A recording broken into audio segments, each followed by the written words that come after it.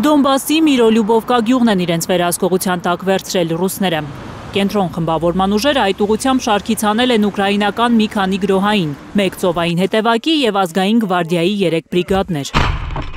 Վերջին մեկ օրում ռուսների տեղեկություններով 470 ուկրաինացի զինծառայող է սպանվել և վիրավորվել ռազմաճակատում։ 7 մարտական զրահապատ մեքենա, այդ թվում ամերիկյան սպառազինություն, 1 հրետանային միավոր է կորցրել Կիևը։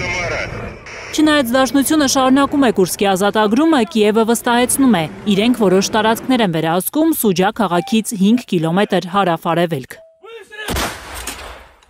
Ռուս զինվորականները նաև շարունակում են գրոհը ուկրաինական Պոկրովսկ քաղաքի ուղղությամբ, վերջին 24 ժամում ավելի քան 30 հարձակում անելով։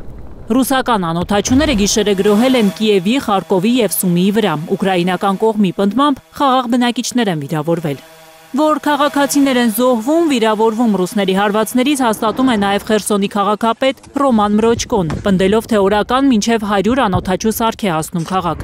Չնայած ուկրաինական հոպը փորձում է որսալ ու խոցել դրանք, ուկրաինացի քաղաքապետի պնդմամբ անմեղ մարդիկ են զոհ դառնում պուրակներում, փողոցներում ու կանգառներում։ Պաշտոնական տեղեկություն կա, որ բնակչության 60%-ը լքել է բնակավայրը։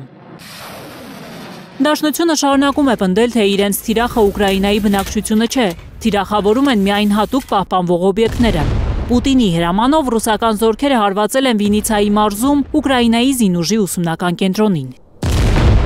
Չի ժխտում Զելենսկին, որ նոր ֆրանսիական Mirage 2000N կործանիչների առաջին խմբականակն են ստացել։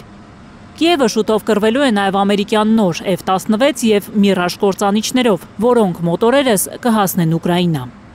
Գայանե Մովսիսյան, Հայլուր։